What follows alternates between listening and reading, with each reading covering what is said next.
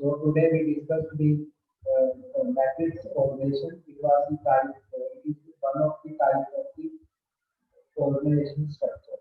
But according to Stanley Davis and Paul Lawrence, matrix organization is any organization that employs a multiple command system that includes not only the multiple command structure but also related support mechanism and associated organization culture and behavior pattern.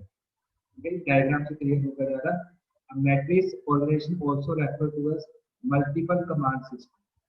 So in the matrix organization there are the multiple commanders. Means इसमें क्या होगा, एक जो हमारे पास working group है उसके ऊपर जो कमांड देने वाले हैं सुपीरियर है, सुपीरियर क्या होंगे, बहुत ज्यादा होंगे, that are the in the multiple number.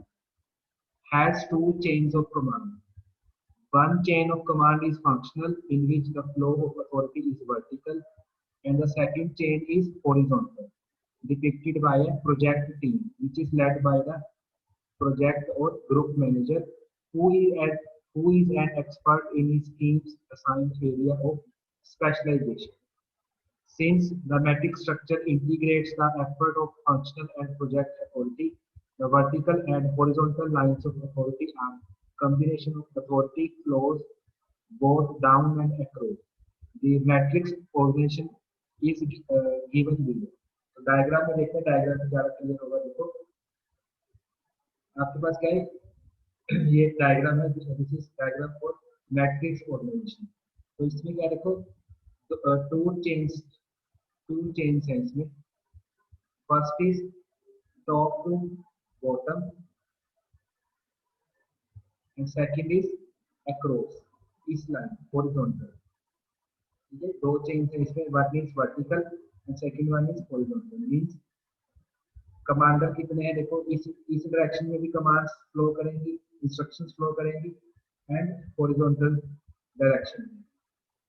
तो आप यहाँ पे देखो, फॉर एग्जांपल यहाँ पे जनरल मैनेजर है, इसके नीचे क्या है, प्रोडक्शन मैनेजर है, इंजीनियरिंग मैनेजर है, एक क्वालिटी मैनेजर है. ठीक है, ये जनरल मैनेजर है, इसके नीचे आपके पास तीन मैनेजर्स हैं. First is engineering, second production and third is quality. अब जो इंजीनियरिंग मैनेजमेंट है उसके अंदर इंजीनियर ए है, इंजीनियर बी है, इंजीनियर सी है. मीन्स जो इंस्ट्रक्शंस यहाँ से सी इंजीनियर तक फॉलो करेंगे डाउनवर्ड. ठीक है, इस तरीके से. सिमिलरली जो प्रोडक्शन मैनेजर है यहाँ पे भी उसके नीचे प्रोडक्शन स्पेशलिस्ट ए, प्रोडक्शन स्पेशलिस्ट बी, स्पेशलिस्ट सी. तो जो इंस्ट्रक्शंस है वो डाउनवर्ड फ्लो कर रहे हैं इस तरीके से. सिमिलरली जो क्वालिटी मैनेजर है उसके नीचे भी क्वालिटी स्पेशलिस्ट है, that is specialist A, specialist B and specialist C. जो इंस्ट्रक्शंस है वो डाउनवर्ड मूव कर रहे हैं. ठीक है, तो ये क्या है, डाउनवर्ड मूव में क्या है, एक चेन है इंस्ट्रक्शंस. हमने पढ़ा है कि मैट्रिक्स फॉर्म है. तो मैट्रिक्स इसका नाम क्यों पढ़ा, आप लोगों ने मैट्रिक्स पढ़ा होगा मैथमेटिक्स में. ठीक है, 2x2 मैट्रिक्स या 3x3 डिफरेंस, जैसे ये वाला 3x3, 1 2 4 5 8 0 9 7 6. ठीक है, तो इसमें क्या है, तो नंबर ऑफ रोज कितनी है, 1 2 3 and number of column 1 2 3.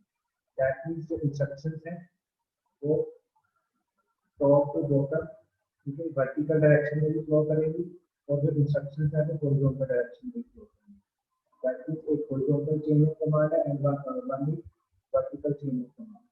Therefore, this organization is known as the matrix organization.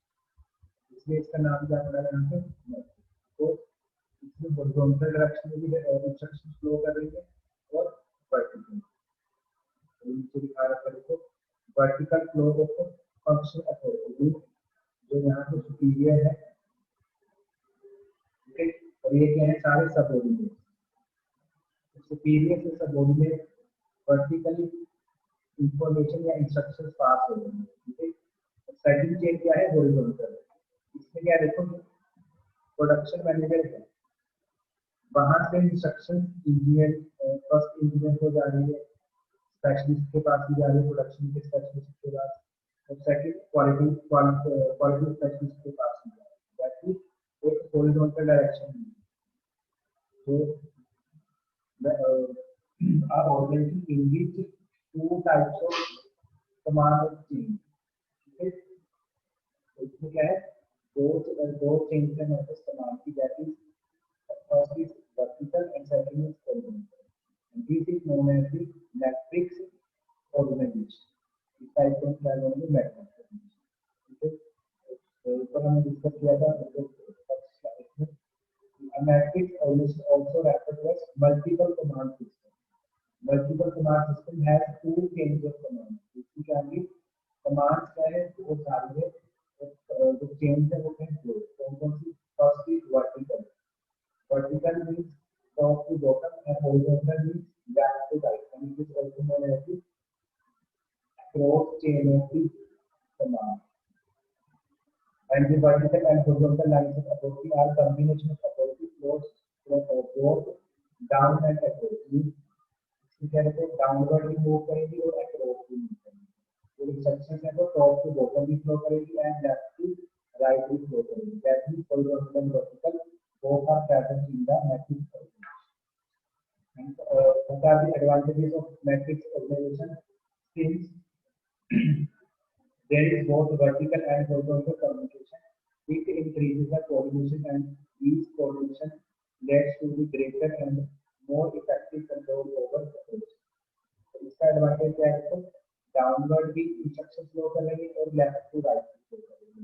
That means आपस में भी इनका कम्युनिकेशन होगा। जैसे प्रोजेक्ट के मैनेजर है ए, इसका फर्स्ट ए इंजीनियर से भी कम्युनिकेशन होगा, प्रोडक्शन स्पेशलिस्ट से भी होगा, क्वालिटी स्पेशलिस्ट से भी होगा। ठीक है, और डायग्राम में समझाता हूं आपको। तो ये यहाँ पर्सन है, इसका इसके साथ भी कॉन्टैक्ट होगा, इसके साथ भी कॉन्टैक्ट होगा। ठीक है, क्योंकि इंस्ट्रक्शंस डाउनवर्ड भी फ्लो करेंगे और हॉरिजॉन्टल भी फ्लो करेंगे। तो ये वाला पर्सन है, इसका डाउनवर्ड भी कॉन्टैक्ट है, इसके साथ भी कॉन्टैक्ट है। That means it leads to the better coordination among the people. जो पीपल से यहाँ पे काम कर रहे हैं, वर्कर्स काम कर रहे हैं, उनका आपस में कोऑर्डिनेशन क्या निकल के आएगा, अच्छा कोऑर्डिनेशन निकल जाएगा, बेटर कोऑर्डिनेशन। ठीक है, और इससे क्या है, जितने भी ऑपरेशन परफॉर्म करने हैं उसके ऊपर इफेक्टिव कंट्रोल होगा। जो प्रोजेक्ट मैनेजर है उसका कंट्रोल भी है और इंजीनियर का कंट्रोल भी है, क्योंकि सबने क्या लेना है, अपने ऑब्जेक्टिव्स पूरे करने। दैट जो उनको टास्क असाइन किया गया है उसको कंप्लीट करना है। ठीक है, the task has to be completed as per the instructions given by the team. जो क्लियर की तरफ इंस्ट्रक्शंस दी गई है, उस इंस्ट्रक्शंस को फॉलो करते हुए उस टास्क को कंप्लीट करना है। अगर आपस में बेटर कोऑर्डिनेशन है, दैट मींस जो आउटपुट है वो बेटर निकलेगी। ठीक है, देन सेकंड वन इज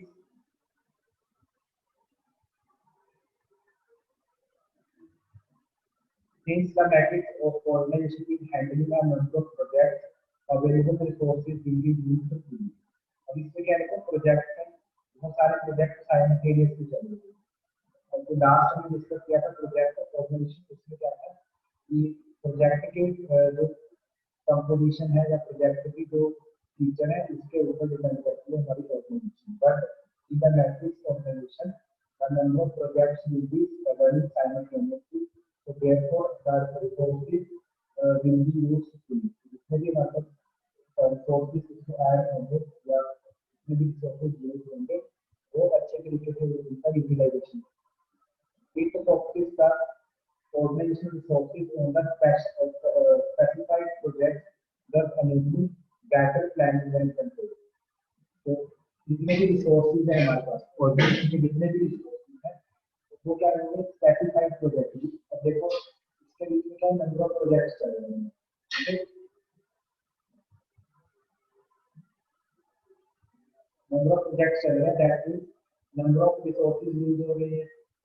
किस प्रोजेक्ट के लिए कौन सा रिसोर्सेज यूज हो रहा है वो भी एक प्लानिंग देगा और क्या करते हैं। ठीक है, सो देयरफॉर इट गिव्स आपका बेटर प्लानिंग एंड प्लानिंग में कौन सा रिसोर्स कहाँ पे डिवोट करना है, कहाँ पे यूज करना है, देन कितने नंबर ऑफ रिसोर्सेज यूज हो चुके हैं, कितनी की जरूरत है, अवेलेबल स्कोप क्या है, कैसे रॉ मटेरियल या मशीन है, ठीक है। अब रॉ मटेरियल का क्या है कि कितना रॉ मटेरियल यूज हो चुका है, इन्वेंट्री कितनी यूज हो चुकी है, ठीक है। और हमारे पास अभी कितनी इन्वेंट्री पड़ी हुई है, that is that has to be converted into the product. So it is the company to the better planning है, कंपनी को क्या करेंगे कि better planning में कंट्रोल में हेल्प करें। It is highly flexible as regard adherence to rules procedures. ये क्या फ्लेक्सिबल, फ्लेक्सिबल मीन्स चेंज हो सकता है इजीली, ठीक है। किसके रिगार्डिंग, रूल्स एंड प्रोसीजर। इसमें कोई हार्ड एंड फास्ट रूल नहीं है कि कोई भी काम है किसी तरीके से होगा, अगर उस तरीके से हमारे पास आउटपुट बेटर नहीं आ रही, दैट मीन जो हमारा रूल है या प्रोसीजर है उसको चेंज कर सकते हैं as per the requirement. Here, experience is the best guide to establishing rules and procedures. Experience, experience यहाँ पे क्या है, बेस्ट पॉइंट है, जिसने पहले इस पर्टिकुलर प्रोजेक्ट पे काम किया होगा उसको पता होगा कौन कौन से रिसोर्सेज यूज होने हैं, कौन कौन से प्रोसीजर्स हैं यूज होने हैं, ठीक है। किस तरीके से हमें इन रिसोर्सेज का यूज करना है, that mean that experience helps the better establishing of rules and procedure. तो जिस पर्सन के पास एक्सपीरियंस होगा, ठीक है, वो हेल्प करेगा हमें बेटर रूल और प्रोसीजर बनाने में। As any department or division has to harness its efforts towards accomplishment of similar projects, employees are effectively motivated. तो अगर कोई डिपार्टमेंट है अपने सीजन कोई प्रोजेक्ट को कंप्लीट करने के लिए अपने एफर्ट लगा रहा है, ठीक है, तो हमें यहाँ पे प्रिंसिपल क्या कर रहे हैं,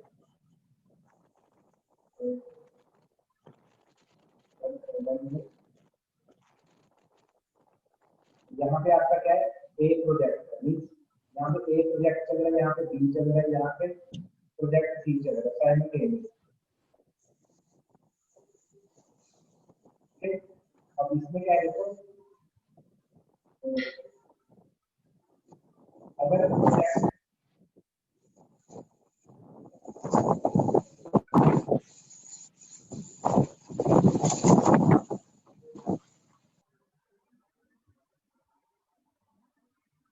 तो इसमें क्या देखो, अगर एक जो प्रोजेक्ट है, ये प्रोजेक्ट है आपका प्रोजेक्ट नंबर 3, अगर इसकी आउटपुट, इसके जो पर्सन है इसकी आउटपुट ज्यादा अच्छे से निकल के आ रही है, इसकी आउटपुट क्या है आपके पास बेटर आउटपुट, तो इसका इफेक्ट है जो दूसरे प्रोजेक्ट के ऊपर भी पड़ेगा, दूसरे जो मेंबर्स हैं उनके ऊपर भी पड़ेगा, दैट जो दूसरे प्रोजेक्ट के वाले पर्सन है एम्प्लॉइज हैं वो इसकी आउटपुट को देख के मोटिवेट होंगे, ठीक है। तो काफी होता है कि जो बंदा सक्सेसफुल है, जो यार अच्छा काम कर रहा है उसको देख के हमारे अंदर भी मोटिवेशन आता है कि हम भी इस तरीके से काम करना चाहिए। तो वही करता है कि इसको भी यूज है कि अगर प्रोजेक्ट ए इससे जितने भी एम्प्लॉइज काम कर रहे हैं अगर अच्छी आउटपुट दे रहे हैं, अच्छा एक्सपीरियंस है उनके पास, that means it helps to the motivation of other group members, जिससे अदर ग्रुप मेंबर्स हैं उनको भी मोटिवेट करें। These are the advantages of matrix organization. And next is the disadvantage. First is, since there is more than one superior supervisor for each worker, it causes confusion and conflict and reduce effective control. देखो इसमें क्या है हमारे पास diagram है, जैसे for example engineer B है, engineer B के ऊपर इंजीनियर ए का कंट्रोल भी है और प्रोजेक्ट बी का कंट्रोल भी है। फॉर एग्जाम्पल यहाँ पे है, ठीक है, यहाँ पे इसका कंट्रोल भी है, इसकी इंस्ट्रक्शंस भी आनी है, डाउनलोड भी फ्लो करनी है और अक्रॉस भी फ्लो करनी है, दैट मींस अब जो प्रोडक्शन स्पेशलिस्ट है वो क्या होता है, कंफ्यूज हो गए कि किस सुपरवाइजर की जो इंस्ट्रक्शन है मुझे पहले शोर करनी है या किस पर्सन का काम मुझे पहले कंप्लीट करना है, that means confusion has been raised. इसके मन में क्या आ जाएगी, कंफ्यूजन आ जाएगी। कंफ्यूजन क्यों आ रही है, because due to the downward and horizontal transfer of the instruction, because दोनों तरफ से डायरेक्शन, दोनों डायरेक्शन से इंस्ट्रक्शंस मूव कर रही है, दैट मींस तो हमारे पास कंफ्यूजन है इसलिए क्रिएट हो जाएगी, किस एम्प्लॉई का एक ही सुपरवाइजर का मुझे काम करने का कोई जरूरत नहीं है। ठीक है, तो this is the one of the major disadvantage of the matrix organization. Second one is there is continuous communication with both vertically as well as horizontally, which increases paper work and cost.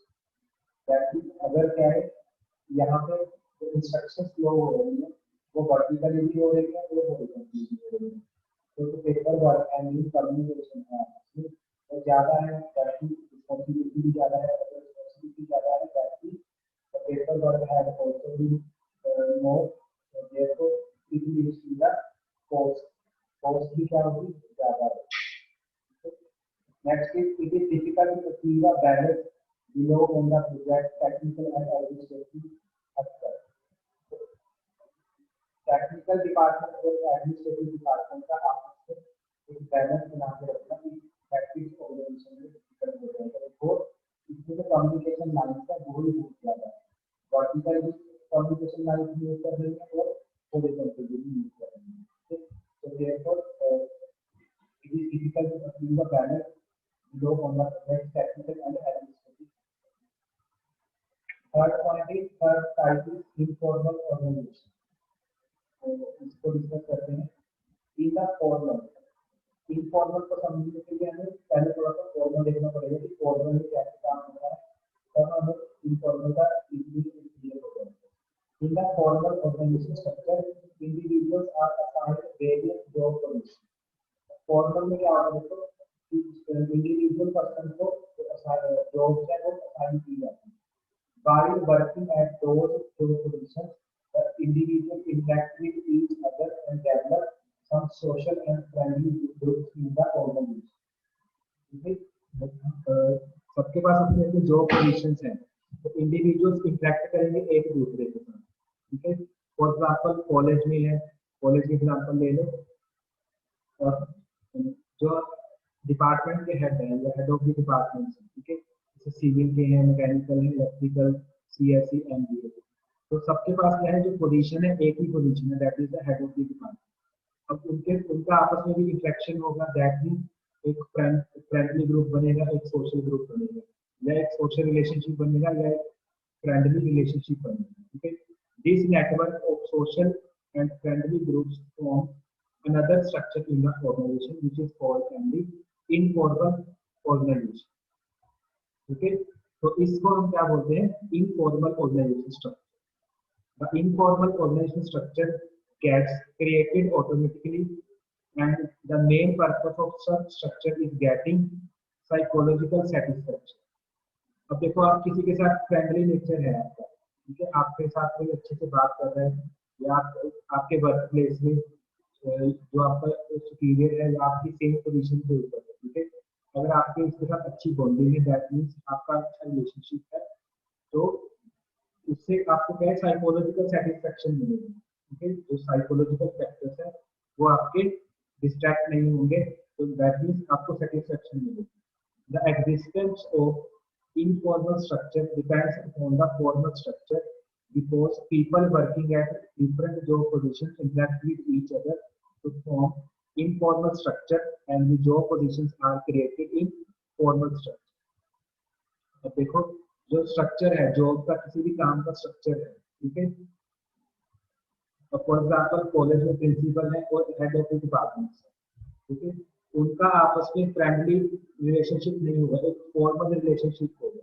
ठीक है, अब जो same position पे हैं, अब देखो student और teacher का आपस में क्या होता है, एक रिलेशनशिप, दैट मीन्स आप इतने फ्रेंडली नेचर से बात नहीं कर सकोगे अपने टीचर के साथ एज कम्पेयर टू जो आपकी सेम पोजीशन पे होते हैं, दैट मीन्स आपका कोई स्टूडेंट है, आपका कोई कोलीग है, आपके साथ कोई फ्रेंड है, ठीक है, आप उसी के साथ अपनी बातें फ्रेंडली खुल के आप शेयर कर सकते हो as compare to the teacher. Teacher के साथ क्या है आपका एक रिस्पेक्टफुल वाला एक रिलेशनशिप होगा, ठीक है, आप शेयर तो कर सकते हो बट एक लिमिट तक, क्योंकि कुछ बातें ऐसी है कि आप अपने फ्रेंडली जिसके साथ रिलेशनशिप है उनको किसी के साथ शेयर कर सकते हो, इसके साथ फ्रेंडली रिलेशनशिप का that is known as the informal. But college में आप आ रहे हो, टीचर आपको पढ़ा के जा रहा है, तो आपकी प्रॉब्लम भी इसको किसी के साथ डिस्कस करना, that is not the informal structure, ठीक है, वो उसको इनफॉर्मल भी बोलेंगे। बट किसी के साथ अपनी बात शेयर करना, किसी की पर्सनल बात है या अपनी कोई भी फैमिली की है, कुछ भी है, that is the known as the formal informal, ठीक है। तो जितनी भी जॉब्स होती हैं या जो वर्किंग प्लेस है, इसमें क्या है, जो पोजीशंस हैं that are to be maintained as the formal structure. But जब हम वर्क प्लेस में देखते हैं पर्सन एक दूसरे के साथ काम करते हैं तो इनफॉर्मली स्ट्रक्चर बन जाता है, ठीक है। So if there is no formal structure, there will be no job position. There will be no people working at job positions, and there will be no informal structure. So यहाँ पे क्या देखो formal structure है, मैं diagram बना रहा हूँ, तो डायग्राम में देखो formal structure में क्या है, यहाँ पे आपके CEO है, ठीक है, यहाँ पे आपके मैनेजर और उनके नीचे worker,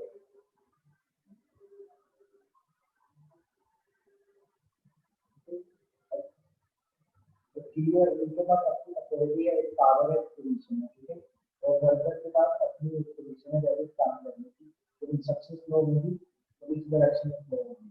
that is the structure is known as the formal structure, ठीक है। If there is no formal structure, अगर इस तरीके से आप इसमें कोई फॉर्मल स्ट्रक्चर नहीं होगा, then there is no job position, तो जॉब पोजीशन का कोई मीनिंग नहीं रहेगा, ठीक है। सबसे जो वर्किंग बैलेंस है वो क्या होगा, इक्वल हो जाएगा। There will be no people working at their position. अगर इनफॉर्मल हमारे पास इनफॉर्मल स्ट्रक्चर है, ताकि कोई भी जॉब पोजीशन नहीं है, ठीक है। तो कंफ्यूज नहीं हमारे को जो इनफॉर्मल और फॉर्मल में क्या है, फॉर्मल मीन्स एक पर्टिकुलर स्ट्रक्चर बना हुआ है कि ऊपर से इंस्ट्रक्शंस आएंगी, मान लो टीचर ने आपको कोई काम दिया स्टूडेंट को, तो आप उसको डिनाई नहीं कर सकते कि मैं ये काम मना नहीं करती, मैं ये काम नहीं करूँगी, ठीक है। बट जिसके साथ आपका फ्रेंडली नेचर है, इनफॉर्मल रिलेशनशिप है, उसको आप डिनाई कर सकते हैं। आपका कोई फ्रेंड है, ठीक है, आपको उसने कोई काम बोला कि मुझे ये करना है, आप मेरी हेल्प करो, ठीक है, आप उस चीज को डिनाई कर सकते हो, मना कर सकते हो कि मैं ये काम नहीं करूँगा, मेरे पास मुझे अपना काम। बट अगर आपको कोई टीचर ने काम दिया, अगर डिपार्टमेंट में काम दिया या प्रिंसिपल ने कोई काम असाइन किया, तो वो क्या है, फॉर्मल स्ट्रक्चर है, ठीक है। उसमें क्या रिस्पॉन्सिबिलिटी भी है, अथॉरिटी भी है, तो उसमें क्या है, आप उस चीज को डिनाई नहीं कर सकते। तो अगर फॉर्मल स्ट्रक्चर है मीन्स अथॉरिटी है, रिस्पॉन्सिबिलिटी है, दैट मीन्स जॉब पोजीशन भी है, ठीक है ना।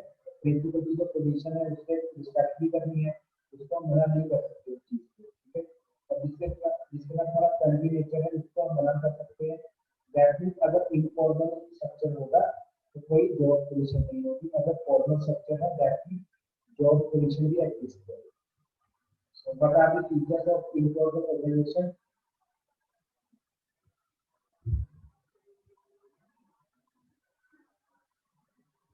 First one is informal organization structure gets created automatically without any intended efforts of management. तो जो इनफॉर्मल स्ट्रक्चर है वो अपने आप क्रिएट हो जाती है ऑटोमेटिकली। क्यों होती है? बिकॉज जब आप एक ही वर्क प्लेस के ऊपर काम करते हो तो आप उसमें आपका रिलेशनशिप बनता है, ठीक है, अच्छी बॉन्डिंग बन जाती है। तो जो इनफॉर्मल स्ट्रक्चर है वो कोई पर्टिकुलर कोई बना के नहीं देता, वो क्या है अपने आप ऑटोमेटिकली क्रिएट हो जाता है। Second one is informal organization structure is formed by the employee to get the psychological satisfaction. तो psychological satisfaction है या psychological factor है जो अगर आप satisfied हो जाएंगे that means informal structure अपने आप create हो जाएगा। Third one is informal organization structure does not follow any fixed path of flow of authority. तो इसमें क्या है, कोई फिक्स्ड फ्लो नहीं है कि टॉप टू बॉटम जाना है, इंक्लाइंड जाना है, लेफ्ट टू राइट जाना है, राइट टू लेफ्ट जाना है। तो इसमें क्या है, आपका कोई फिक्स्ड पाथ नहीं है। Then source of information can't be known under informal structure as any person can communicate with anyone in the organization. तो मैं आपको डायग्राम में समझाता हूँ, ठीक है। सोर्स ऑफ इंफॉर्मेशन क्या है, कोई इंफॉर्मेशन नहीं पता कि कहाँ से जा रही है, किस डायरेक्शन में जा रही है। Fifth one, the existence of informal organization structure depends on the formal organization structure. अब यहाँ पे डायग्राम पे देखिए, डायग्राम में क्या है, तो first one is managing director, उसके नीचे क्या domestic sales and marketing department, international sales and marketing, customer services, ठीक है, head sales and marketing, head customer care. या आप इस डायग्राम को भी देख सकते हो, ऊपर वाला डायग्राम हमने मैट्रिक्स में करा था। तो इनफॉर्मल का क्या है मीनिंग, जो इंफॉर्मेशन है इसमें क्या था, मैट्रिक्स में information top to bottom left to right move करेगी, बट इनफॉर्मल में क्या है, कम्युनिकेशन इस डायरेक्शन में भी मूव कर सकती है, इंक्लाइन में भी मूव कर सकती है, इंक्लाइन मूव कर सकती है, वर्टिकल जो ऑप्शन है ही है, ठीक है, वर्टिकल भी है, हॉरिजॉन्टल भी है। तो कोई पर्टिकुलर फ्लो नहीं है आपके पास डायरेक्शन का, इसकी डायरेक्शन का इंस्ट्रक्शन का। तो कोई आपके पास पर्टिकुलर सोर्स भी नहीं होगा, कहाँ से मान लो इंफॉर्मेशन यहाँ से शुरू हुई, यहाँ पास हुई, आपके पास कोई पर्टिकुलर डायरेक्शन नहीं है कि इस डायरेक्शन में फ्लो हुई या इस डायरेक्शन में फ्लो हुई, तो यहाँ पे है, ठीक है। तो एग्जाम्पल मैं दूसरे कलर से दिखा देता हूँ आपको। मान लो यहाँ पे कोई यहाँ से आपको इंफॉर्मेशन इस कॉर्नर एंड पे जो एम्प्लॉय है उसके पास पास कर रहा है। और इनफॉर्मल में क्या है, इंफॉर्मेशन किसी भी पर्सन के पास पास होते हुए आगे पास हो सकती है, ठीक है। तो इस डायरेक्शन में पास हो सकती है। अब इंफॉर्मेशन यहाँ से शुरू हुई, यहाँ तक पहुंचानी है, ठीक है। अब उसके बहुत सारे पाथ हो सकते हैं, इस पाथ में भी फ्लो कर सकती है, इस पाथ में भी फ्लो कर सकती है। दैट मीन्स आपको कोई पर्टिकुलर सोर्स नहीं है कि किस सोर्स से इंफॉर्मेशन किस आगे दूसरे सोर्स को पास हो रही है। This is the feature of the informal organization. Then disadvantage and advantages.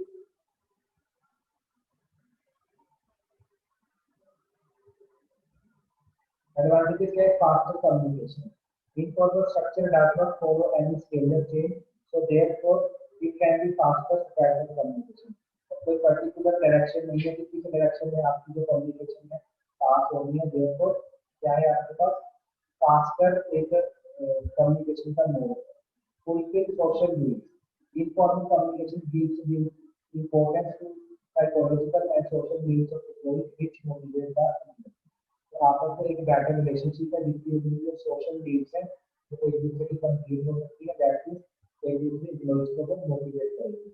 Third one is correct feedback through internal structure, informal structure, the top level manager can know the real feedback of employees on various policies and plans. क्या है, आपको अच्छी एक correct feedback मिलेगी और manager और worker का आपस में रिलेशनशिप अच्छा है, तो क्या है उससे क्या है पॉलिसीज है या कंपनी के प्लान है उसके बारे में मैनेजर को अच्छी फीडबैक मिलेगी। The informal organization can be used to get benefits in the formal organization in the following way. तो इस तरीके से उस चीज को यूज कर सकता है, ठीक है। यह लास्ट में डिस्कस करेंगे, फर्स्ट डिस्कस करते हैं disadvantage. First is the practical user. तो इसमें क्या होता है, तो इनफॉर्मल जो स्ट्रक्चर है इससे र्यूमर अफवाह, अफवाह के चांसेस ज्यादा होते हैं as compare to the actual information, ठीक है, which leads to the which mislead the employee, जो क्या हो सकते हैं एम्प्लॉइज को मिसलीड कर सकते हैं। नो सिस्टमैटिक वर्किंग, इसमें कोई पर्टिकुलर स्ट्रक्चर ही नहीं है, तो हमें पता भी नहीं है कि कौन सा काम किसके तरफ जा रहा है, दैट मींस कोई स्मूथ वर्किंग नहीं हो सकती, ठीक है। तो इट गिव्स नेगेटिव रिजल्ट, तो इनफॉर्मल स्ट्रक्चर है उसके नेगेटिव रिजल्ट्स भी आते हैं। मोर एम्फेसिस टू इंडिविजुअल इंटरेस्ट, तो इसमें क्या है, जो कंपनी का इंटरेस्ट पीछे रह गया बट जो इंडिविजुअल इंटरेस्ट है वो आगे निकल के आता है, जो सोशल नीड्स इसमें ज्यादा है, ठीक है, रिलेशनशिप ज्यादा है, दैट मींस इंडिविजुअल इंटरेस्ट ज्यादा है as compare to the company. This is the these are the main three types of the organization. First is project organization, second is matrix, and third is